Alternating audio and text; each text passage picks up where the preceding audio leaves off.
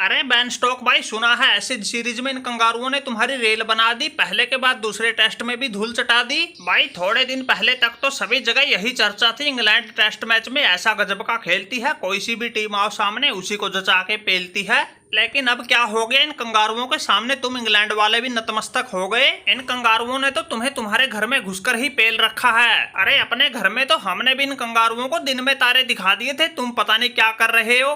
अरे देखो भाई, विराट कोहली ये कंगारू है, बिल्कुल बेईमानों की टोली। अरे भाई सूरज पूरब के बजाय पश्चिम से निकल जाएगा, लेकिन ये कंगारू बेईमानी करना नहीं छोड़ेंगे। छल कपट बेईमानी तो इनके रग रग में खून के साथ ही दौड़ रही है। इनके छोटे से लेकर बड़े सभी खिलाड़ी बेईमान, अपनी हरकतों से कभी बाज नहीं आते, चाहे इनका कितना भी हो जाओ अपमान। अरे जिस बेईमानी के दम पर ये तुमसे वर्ल्ड टेस्ट चैंपियनशिप का फाइनल जीते थे, उसी बेईमानी का हम भी शिकार हो गए और इस दूसरे टेस्ट मैच में सिर्फ 43 रन से हार गए। वो हमारा जॉनी बेरिस्टो हमारे साथ बल्लेबाजी कर रहा था, तभी अचानक से वो हमारे साथ कुछ सलाह मशवरा के लिए क्रीज से बाहर निकला। इतनी देर में इनके विकेट कीपर एलेक्स कैरी ने खेल भावनाओं का जरा भी ख्याल नहीं रखा और उसे धोखे से स्टंप आउट कर दिया और हमारे द्वारा खेली गई 155 रन की पारी पर ही पानी फेर दिया, इसलिए हम दूसरा टेस्ट मैच हार गए। अरे वाह भाई वाह बेन स्टोक, हम करे तो बेईमानी, तुम करो तो सब जायज। अरे भाई हार को पचाना सीखो, ऐसे अनाप शनाप आरोप लगाने से हार से नहीं बचा जा सकता। न इस मैच में न वर्ल्ड टेस्ट चैंपियनशिप के फाइनल में हमने कहीं कोई बेईमानी नहीं की। माना कि WTC के फाइनल में जब शुभमन गिल का कैच कैमरन ग्रीन ने पकड़ा, गेंद जमीन को छू गई थी, लेकिन फैसला तो थर्ड अंपायर के पास गया था और वो टीवी अंपायर भी तुम्हारे ही देश का था। इसमें बताओ हमारी क्या गलती। अरे कोहली भाई अब तुम ही बताओ, फैसला टीवी अंपायर दे, बेईमान हमें ठहराए, ये तो ठीक बात नहीं है। और रही बात तुम्हारे जॉनी बेरिस्टो की, गेंद विकेट कीपर के पास पहुंचने से पहले ही क्रीज छोड़ेगा तो आउट ही होगा।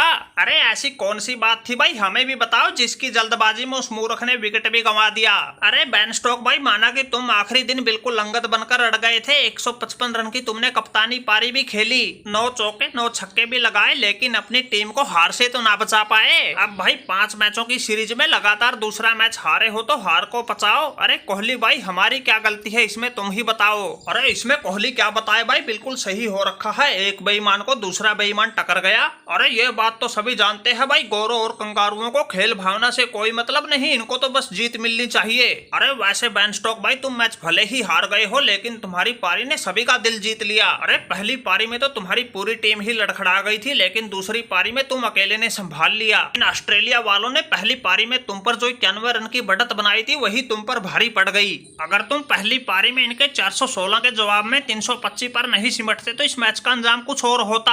अरे वैसे बैन स्टोक भाई, तुम्हारी दूसरी पारी में भी एक बैन डकट ने तो तुम्हारे 83 रन बनाए, तुमने 155, बाकी तो तुम्हारे किसी खिलाड़ी ने 20 का आंकड़ा भी नहीं छुआ, इसीलिए तुम गोरों का हसर इतना बुरा हुआ। अरे क्यों भाई गिल, क्या कहता है तुम्हारा दिल? अरे कोहली भाई, जो हुआ बिल्कुल सही हुआ। अरे अब पता चला इनको बेईमानी करने का क्या नतीजा होता है। जब WTC के फाइनल में मेरे को आउट दिया गया था उस कैमरन ग्रीन से ज्यादा तो इनके टीवी अंपायर की गलती थी, वो तो हमारे साथ धोखा हो गया, वरना पासा तो हम उस मैच का भी पलट देते। लेकिन जब अपने पर गुजरती है ये खेल भावना, तभी याद आती है। ये तो शुक्र मनाओ इंग्लैंड हार गया, अगर इंग्लैंड जीत जाता तो इनके जो मिचेल स्टार्क ने बेन डकट का कैच पकड़ा था और टीवी अंपायर ने उसे नॉट आउट दे दिया था, उस पर भी बड़ा बवाल होता, फिर इन कंगारुओं को भी पता लग जाता। अरे कोहली भाई लड़ने दो इन कंगारुओं और गोरों को आपस में, तुम वेस्ट इंडीज दौरे की तैयारी करो, कहीं वहां पर भी हमारे साथ लोचा हो जाए, फिर इंडिया वाले खेल प्रेमी हमें बख्शेंगे नहीं।